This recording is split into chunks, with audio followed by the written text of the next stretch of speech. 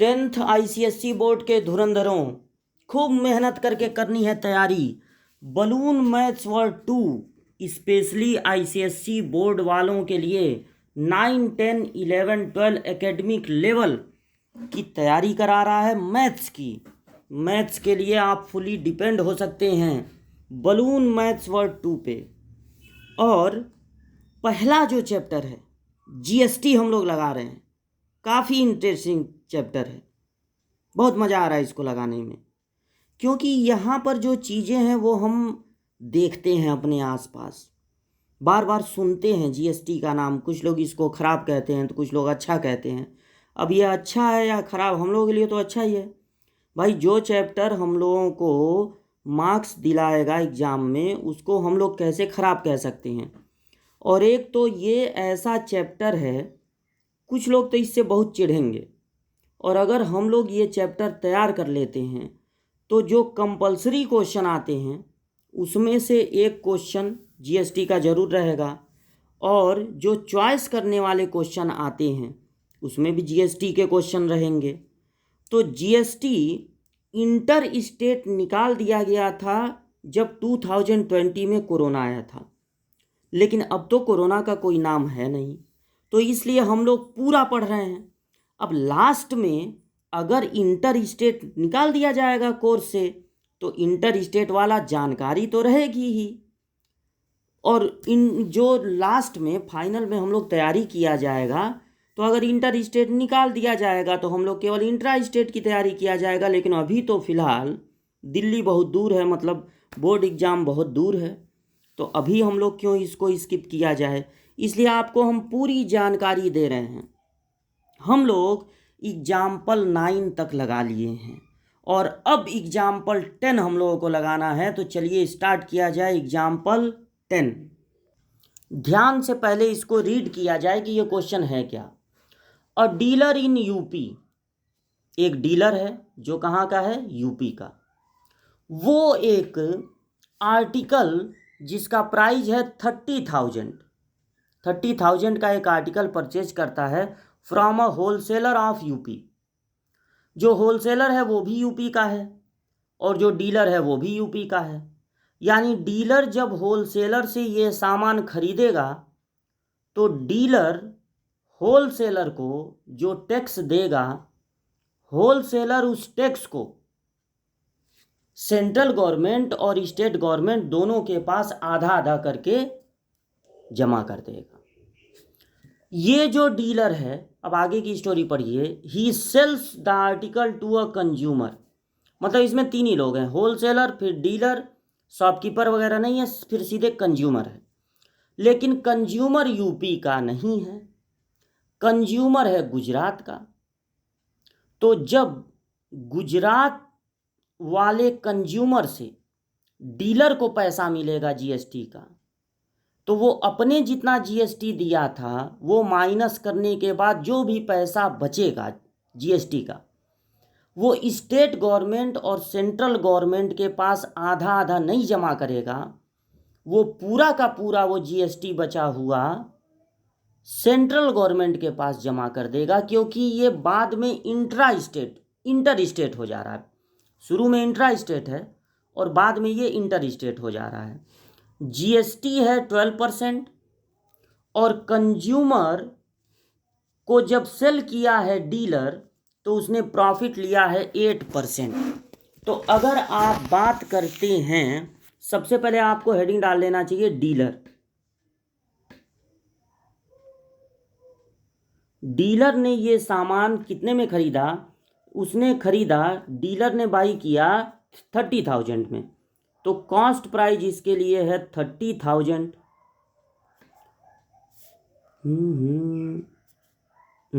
30,000 30 और, तो इतने में उसने परचेज किया, यूपी से ही परचेज किया। तो अब इतने में परचेज कर रहा है तो इसको देना पड़ेगा CGST 12 का हाफ कर दीजिए, 30,000 का 6%, 12 का हाफ 6।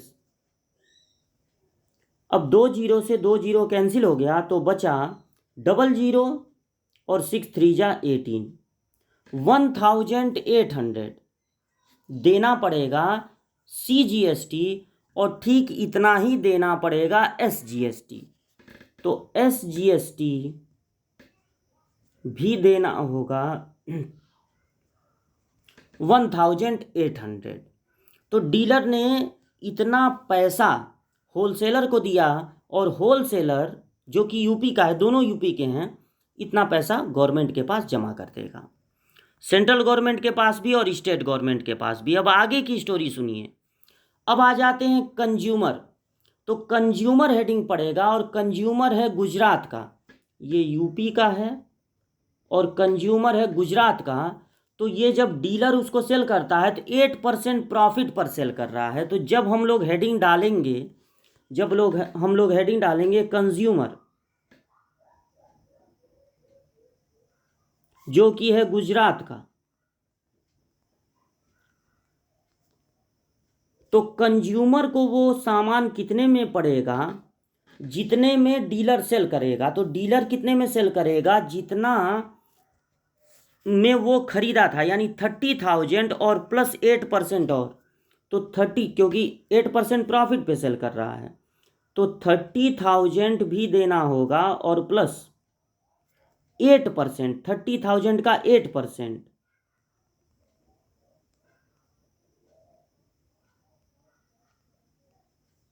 यानी 30,000 और प्लस 8/100, का साइन हटता है तो अपान में 100 लगता है, इंटू 30,000। तो 20 कैंसिल हो गया और ये हो गया 30,000 प्लस 00 और 8 3 जा 24, यानी कि 32,400। इतने में कंज्यूमर इस सामान को खरीदेगा और कंज्यूमर जो जीएसटी देगा वो एक्चुअल में IGST देगा। कंज्यूमर डीलर को जो पैसा देगा, अब ये चूंकि इंटर स्टेट हो गया है इसलिए IGST देगा, यानी ये पैसा केवल सेंट्रल गवर्नमेंट को जाएगा।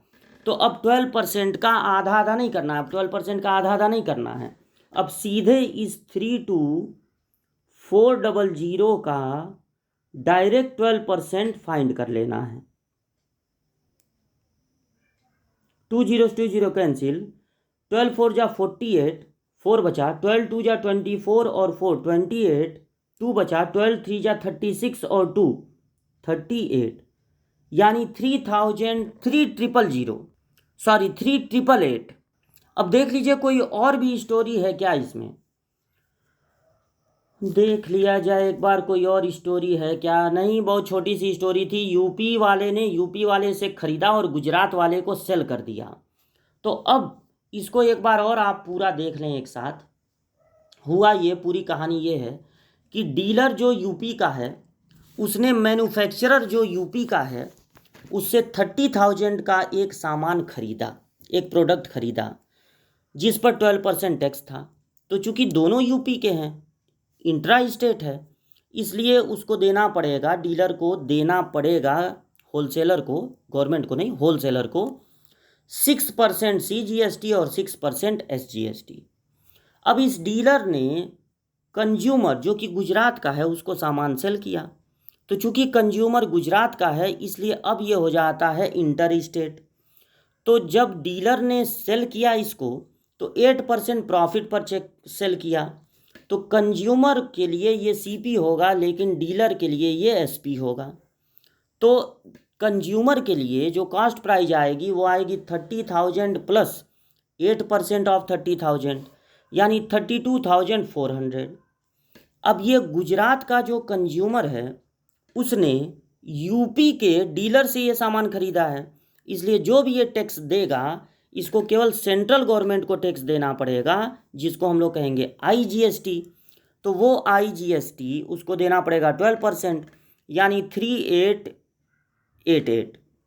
होगा क्या, अब ये 3,888 जब पाएगा डीलर तो इसमें से अपना पैसा मतलब 3600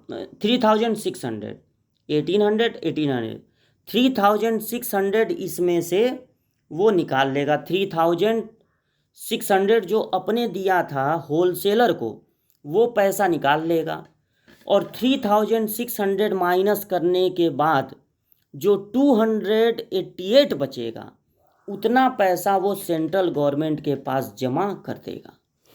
अब देखिए क्वेश्चन क्या क्या पूछे गए हैं। पहला क्वेश्चन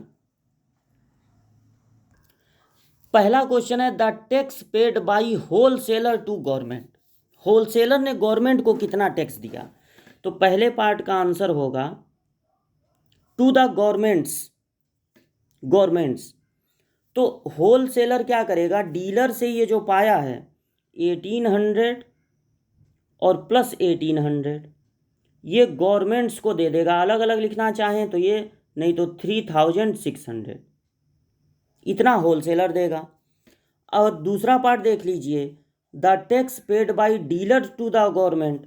तो डीलर क्या करेगा, जब वो कंज्यूमर से पाएगा 3888 तो उसमें से जो अपने टैक्स दिया था ये डीलर 3600 उसको करेगा माइनस, और 288 जो बचेगा उतना पैसा गवर्नमेंट को दे देगा। The amount which the consumer पे फॉर द आर्टिकल। तो कंज्यूमर को उस आर्टिकल का कितना देना पड़ा? तो देखिए जब कंज्यूमर तक ये सामान पहुंचा था तो सामान की प्राइस हो गई थी, यहाँ पर आप देखिए 32400 इतनी प्राइस हो चुकी थी, और उसने IGST जो दिया था वो 3888 था, इतना भी उसको देना है। तो कंज्यूमर को टोटल 8 और 4 12 को 2 1 बचा 336 और 3, कंज्यूमर को टोटल 36,288 रुपीज उस सामान का देना पड़ेगा। तो ये था एग्जाम्पल नंबर 10। अब हम लोग लगाएंगे एग्जाम्पल नंबर 11। चलिए पढ़ते हैं, समझते हैं एग्जाम्पल नंबर 11। तो अ शॉपकीपर इन राजस्थान का एक शॉपकीपर है, वो एक आर्टिकल परचेज किया जिसका प्राइस है 40,000 और किससे? होलसेलर ऑफ दिल्ली, यानी ये हो गया इंटर स्टेट। होलसेलर है दिल्ली का और जो शॉपकीपर है वो है राजस्थान का। ये शॉपकीपर इस आर्टिकल को सेल करता है एक कंज्यूमर को जो राजस्थान का ही है, यानी शॉपकीपर भी राजस्थान का और जो कंज्यूमर है वो भी राजस्थान का, यानी शुरू में ये इंटर स्टेट होगा और बाद में ये हो जाएगा इंट्रा स्टेट। 25% प्रॉफिट पर इसको सेल करता है शॉपकीपर कंज्यूमर को, और GST है 18%। तो सबसे पहले आप जब हेडिंग डालेंगे तो डालेंगे शॉपकीपर,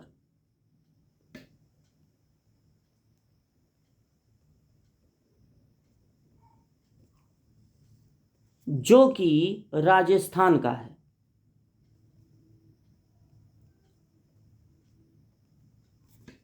लेकिन ये किससे सामान खरीदा है? उस होलसेलर से खरीदा है जो दिल्ली का है। तो शॉपकीपर को वो सामान कितने में पड़ा? उसकी कॉस्ट प्राइस थी 40,000। तो जब 40,000 में खरीदा तो ये केवल देगा IGST, क्योंकि ये इंटर स्टेट है, दिल्ली के होलसेलर से ये खरीदा है। तो ये पैसा पकड़ाएगा जो GST का है वो दिल्ली के होलसेलर को, और वो गवर्नमेंट के पास जाके जमा करेगा। अभी इसका गवर्नमेंट से लिंक नहीं हुआ है, इसका गवर्नमेंट से लिंक तब होगा जब ये सामान को सेल करेगा। तो IGST के लिए हाफ करना नहीं है, 18% निकाल देना है। तो 40,000 का फाइंड करना है 18%, यानी 18/100। 2 जीरो से 2 जीरो कैंसिल हो गया और 18 4 जा 72 बाद में डबल जीरो। तो 7,200 ये शॉपकीपर होलसेलर को दे देगा और कहेगा जाइए इस पैसे को गवर्नमेंट के पास जमा कर दीजिए, सिर्फ सेंट्रल गवर्नमेंट के पास। लेकिन जब कंज्यूमर आएगा तो कंज्यूमर भी राजस्थान का है, कंज्यूमर भी राजस्थान का है। तो कंज्यूमर को जब शॉपकीपर ये सेल करेगा तो उसने यहाँ देख लीजिए कितना परसेंट, 25%। जो बेसिक प्राइस है जितने में वो खरीदा था उसका 25% बढ़ा के प्रॉफिट लेकर इसको सेल कर रहा है। तो जो शॉपकीपर के लिए सेलिंग प्राइस होगा वही कंज्यूमर के लिए कॉस्ट प्राइस हो जाएगा। तो कंज्यूमर को कॉस्ट प्राइस देना पड़ेगा उसका 40,000 plus 25% of this basic price, यानी 40,000। 25% और देना पड़ेगा। तो 40,000 और प्लस 25/100 इंटू 40,000। 20 कैंसिल हो गए। 40,000 हो गया ना, 40,000 प्लस 25 4 जा 100 और 2 जीरो और, यानी 10,000 प्राइस बढ़ा दिया, बड़ा ज़्यादा बढ़ा दिया है। 10,000 प्राइस बढ़ा दिया, यानी कि 50,000 में कंज्यूमर इसको परचेज करेगा। अब कंज्यूमर जब परचेज करेगा तो किससे परचेज किया है? वो परचेज किया है राजस्थान के ही शॉपकीपर से, यानी इसको देना पड़ेगा CGST और SGST। यानी इस बार अब 18% का हाफ हाफ कर देंगे, तो इसको देना पड़ेगा CGST इस 50,000 का 9%।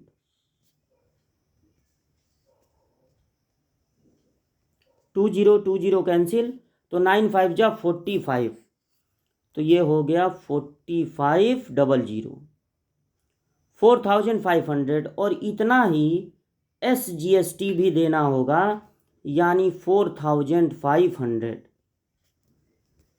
तो अब इसको पूरे को आप एक साथ देख लीजिए।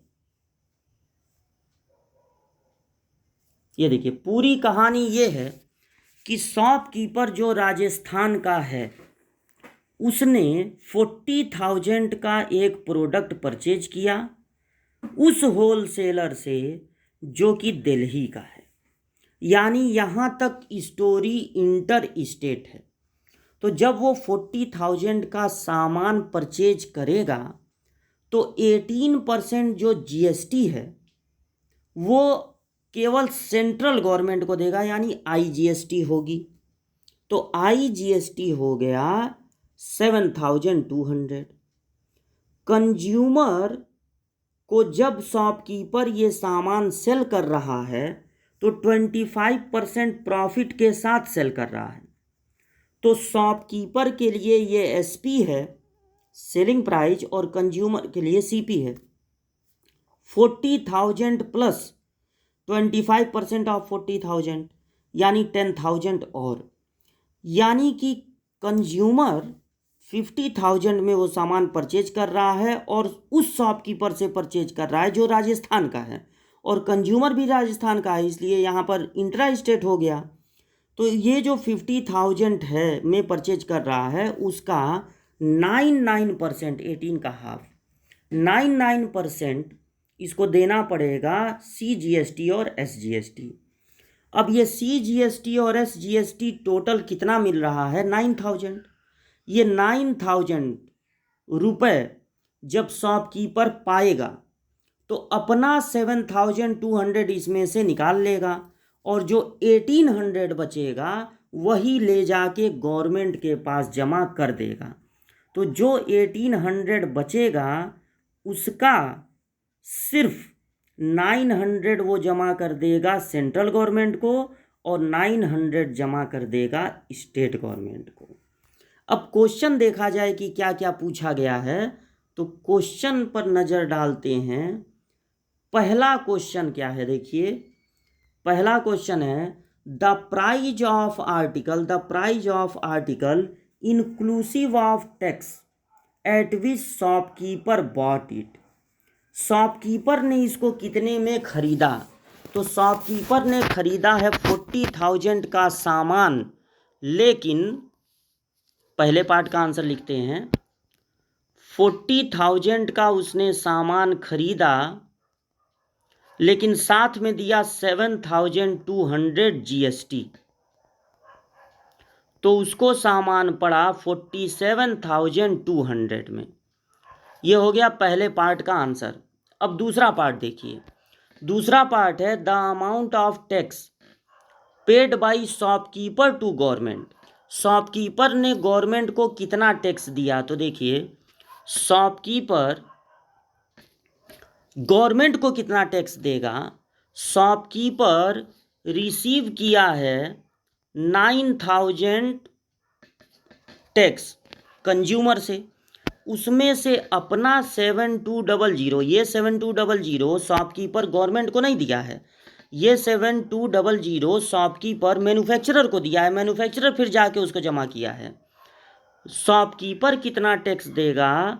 जितना टैक्स वो पाएगा कंज्यूमर से, उसमें से अपना दिया हुआ टैक्स माइनस कर देगा, बाकी जो बचेगा इतना टैक्स वो ले जाके गवर्नमेंट को जमा कर देगा, टू द गवर्नमेंट। फिर देखिए क्या है अगला question, the amount of tax, third है, received by Delhi government. Delhi government को कितना टैक्स मिला? तो दिल्ली गवर्नमेंट को सबसे पहले दिल्ली गवर्नमेंट का मतलब सेंट्रल गवर्नमेंट, तो दिल्ली गवर्नमेंट को कितना टैक्स मिला? सॉरी सेंट्रल गवर्नमेंट नहीं, दिल्ली गवर्नमेंट। दिल्ली गवर्नमेंट को कितना पैसा मिला? ये देखिए, ये बड़ा इंटरेस्टिंग बात है इसमें कि दिल्ली गवर्नमेंट इंतजार कर रही है, टैक्स आएगा आएगा। अब देखिए उसके पास कितना टैक्स आएगा, इसको थोड़ा समझिए आप ध्यान से। शॉपकीपर ने दिल्ली के मैन्युफैक्चरर से सामान खरीदा, लेकिन दिल्ली के मैन्युफैक्चरर से सामान खरीदने पर उसको देना पड़ेगा, शॉपकीपर राजस्थान का है तो इसको देना पड़ेगा IGST, ये चला जाएगा सेंट्रल गवर्नमेंट के पास, दिल्ली गवर्नमेंट के पास जाएगा नहीं। और जब जो दिल्ली गवर्नमेंट, अब यहीं से दिल्ली गवर्नमेंट का काम ही खत्म हो गया, क्योंकि राजस्थान के शॉपकीपर ने राजस्थान के कंज्यूमर को सामान बेचा। अब जो सेंट्रल गवर्नमेंट को पैसा जाएगा वो जाएगा 4,500, और जो स्टेट गवर्नमेंट को पैसा जाएगा वो दिल्ली गवर्नमेंट को थोड़ी ना जाएगा, वो राजस्थान गवर्नमेंट को जाएगा। तो इसलिए अगर ये सेकंड पार्ट था, इसलिए अगर आप थर्ड पार्ट की बात करें कि दिल्ली गवर्नमेंट को कितना पैसा मिलेगा, तो कोई पैसा नहीं मिलेगा, क्योंकि ये जो पैसा है 7,200 वो सेंट्रल गवर्नमेंट के पास गया है।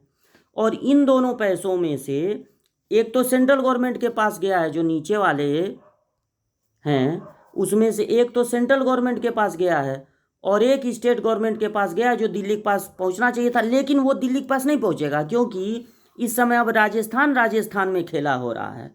तो ये 4,500 राजस्थान सरकार को मिलेगा, क्यों जो है दिल्ली गवर्नमेंट को मिलेगा। तो दिल्ली गवर्नमेंट को कोई पैसा ये सब बिकने के बाद मिलने वाला नहीं है, खाली हाथ रहेगा वो। अब देखिए अगला, the amount of tax received by central government. Actual में सेंट्रल गवर्नमेंट का इसमें सबसे ज़्यादा फायदा होने वाला है। सेंट्रल गवर्नमेंट को ये जो IGST मिला था, ये भी सेंट्रल गवर्नमेंट को मिला था 7,200, और ये 4,500 में भी देखिए सेंट्रल गवर्नमेंट को, यहीं पे दिख रहा है सेंट्रल गवर्नमेंट को यहाँ भी 4,500 मिला है। तो यानी उसको टोटल 11,700 रुपीज़ सेंट्रल गवर्नमेंट को मिला।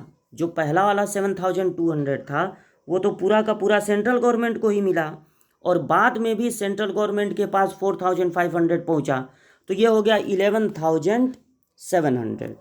अब देखिए नेक्स्ट, सेंट्रल गवर्नमेंट वाला हो गया। अब फिफ्थ वाला, the amount which the consumer पे फॉर द आर्टिकल। कंज्यूमर को वो आर्टिकल कितने में मिला, तो देखिए जब कंज्यूमर उसको खरीदने गया तो उसका दाम था 50,000 और 2 बार 4,500 उसको देना पड़ा है जीएसटी। तो इस तरह से 50,000 में 2 बार 4,500 यानी 9,000 और ऐड हो जाएगा, तो कंज्यूमर को 59,000 रुपीज़ देना पड़ेगा उस प्रोडक्ट को परचेज करने के लिए।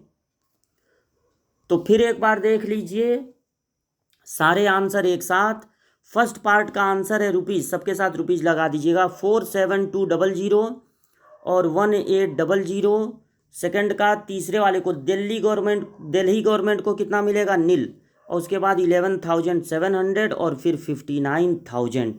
ये था एग्जाम्पल नंबर 11। तो एग्जाम्पल नंबर 10 और 11 ये हमने इस क्लास में देखा और 2 क्वेश्चन ऐसे लगवा रहे हैं और बार बार आपसे कह रहे हैं कि आपके पास ज़्यादा टाइम है तो ज़्यादा वीडियोस देखिए, लेकिन हमको लगता है 2 क्वेश्चन आप इस तरह से तैयार करेंगे तो ज़्यादा बेनिफिशियल रहेगा आपके लिए। तो मिलते हैं अगले क्लास में अगला एग्जाम्पल लेकर।